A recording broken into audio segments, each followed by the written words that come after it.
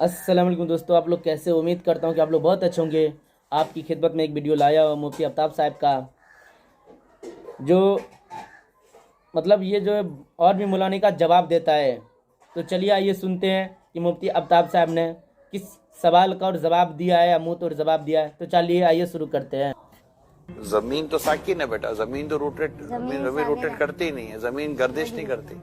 लेकिन हमें ज्योग्राफी में पढ़ाया जाता है कि अर्थ जो है वो सूरज का चक्कर लगाता है। ये लॉजिक ये गलत है बेटा। साइंस की ये थ्योरी जो है ना, ये दुरुस्त। अस्सलामु अलैकुम वरहमतुल्लाहि वबरकातुहू। हम मुसलमानों की एक बड़ी परेशानी ये है कि हम हर साइंसी तहकीकात और इजादात को कुरान करीम से साबित करने की कोशिश करते हैं, जिसके नतीजे में बसा औकात आयात की ऐसी तफसीर कर जाते हैं जिसका एहतमाल तक नहीं होता। हम मानते हैं कि बाज़ इस्तिंबात बहुत अच्छे होते हैं, जिससे यह साबित होता है कि कुरान करीम हक है और अल्लाह तबारक व तआला की जानिब से नाजिल करदा है। और ये बात उन गैर मुस्लिमों को इस्लाम की दावत देने में बहुत मुफीद और फ़ायदेमंद साबित होती हैं, जो गैर मुस्लिम सिर्फ हिस्सी और मुशाहदाती दलाइल पर एतमाद करते हैं। सही बात। लेकिन कभी कभार कुरान करीम की ऐसी तफसीर करने वाले ऐसी तफसीर कर जाते हैं जिसका आयत से कोई ताल्लुक नहीं होता। ये हजरात गुलू से काम लेते हुए हर साइंसी तहकीक और हर साइंसी इजाद को कुरान से साबित करते हैं। ये गलत है। इसके बरखिलाफ कुछ लोग ऐसे हैं जो कुरान करीम से साबित होने वाले हर साइंसी तहकीकात और इजादात का इनकार कर देते हैं, ये कहते हुए कि चूंकि पहले के उलमा ने इस सिलसिले में कुछ भी नहीं कहा है, लिहाजा हम इसको नहीं मानते। ये तफरीत है। इफरात भी गलत है और तफरीत भी गलत है। इस सिलसिले में राह इत्तदाल यह है कि कुरान करीम अगर मखलूक़ात के सिलसिले में कोई साइंसी तहकीक पेश करता है तो उसको मान लेने में कोई हरज नहीं है।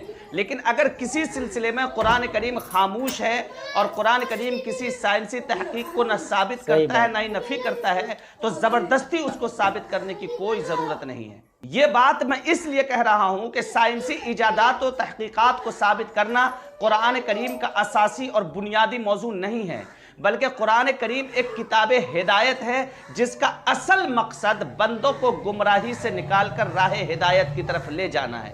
लेकिन अगर कभी कभार ज़िम्नन कोई साइंसी तहकीक साबित हो जाए तो उसको मान लेने में कोई हरज नहीं है, और अगर कोई तहकीक साबित न हो पाए तो ज़बरदस्ती कुरान से साबित करने की कोई ज़रूरत नहीं है। अब आइए हम असल मौजू पर आते हैं कि ज़मीन हरकत कर रही है या ज़मीन साकिन है। तो इस सिलसिले में आप ये जान लीजिए कि कुरान करीम से इतनी बात तो साबित है कि चांद और सूरज गर्दिश कर रहे हैं, यानी चांद भी घूम रहा है और सूरज भी घूम रहा है। चुनांचे कुरान करीम की आयत है व कुल्लु फी फलक यसबहून, कि हर एक अपने अपने मदार में तैर रहे हैं, यानी चांद और सूरज अपने अपने मदार में तैर रहे हैं।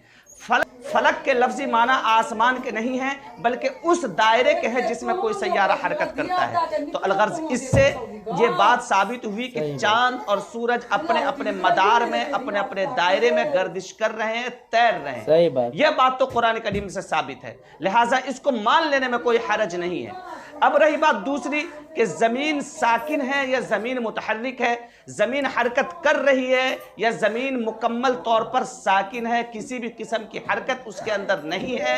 इस सिलसिले में कुरान करीम खामोश है।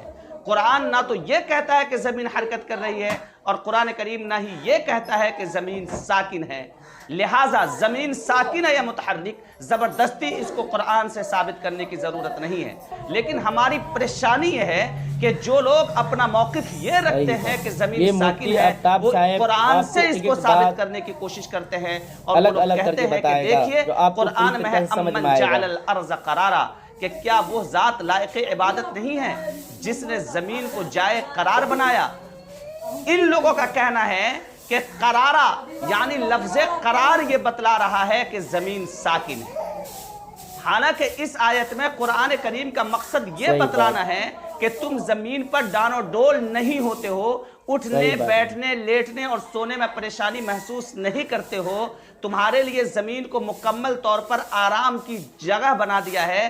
कुरान करीम ये बयान करना चाह रहा है, कुरान ये नहीं बयान करना चाह रहा है कि ये जमीन साकिन है। लेकिन जो लोग अपना मौकिफ ये रखते हैं कि जमीन साकिन है, वो उसको इसी आयत से साबित करते हैं कि जमीन साकिन है।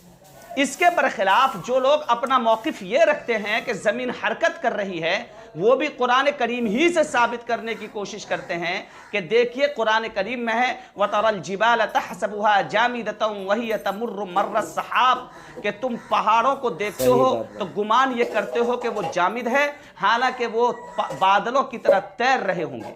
ان حضرات نے یہاں پر تمرو کے معنی چل رہے ہوں گے کے بجائے چل رہی ہے کر کے یہ ثابت کرنا چاہا کہ دیکھیں زمین حرکت کر رہی ہے۔ حالانکہ اس آیت میں قیامت کے حالات کا تذکرہ ہے کہ جب قیامت آئے گی تو تم کو یہ گمان ہوگا کہ پہاڑ جامد ہیں، حالانکہ یہ پہاڑ بادلوں کی طرح چل رہے ہوں گے۔ یہ قیامت کے بارے میں اس آیت میں بتلایا گیا ہے، لیکن جو حضرات زمین کے متحرک ہونے کے قائل ہیں وہ بھی اسی آیت سے زمین کے متحرک ہونے کو ثابت کرتے ہیں۔ قرآن کریم کوئی کتاب ہدایت نہیں بلکہ کوئی سائنسی کتاب ہے، اور یہ پریشانی ہمیں اس لیے ہو رہی ہے کیونکہ ہم قرآن کریم کو ایک سائنسی کتاب سمجھ رہے ہیں۔ ہم یہ سمجھ رہے ہیں کہ قرآن کریم سائنسی تحقیقات و ایجادات کو ثابت کرنے کے لیے نازل کیا گیا ہے۔ تو جب ہم قرآن کریم کا اصل مقصد بھول جاتے ہیں تو اس قسم کی پریشانیاں ہمارے سامنے آنے لگتی ہیں۔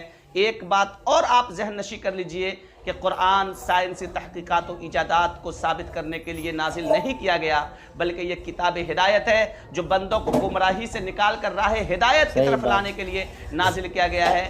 لہٰذا اگر ضمناً کوئی سائنسی تحقیق ثابت ہو جاتی ہے تو ہمیں مان لینے میں کوئی حرج نہیں ہے، ورنہ زبردستی ثابت کرنے کی ضرورت نہیں ہے۔ زمین حرکت کر رہی ہے یا زمین ساکن ہے، اس سلسلے میں قرآن کریم خاموش ہے۔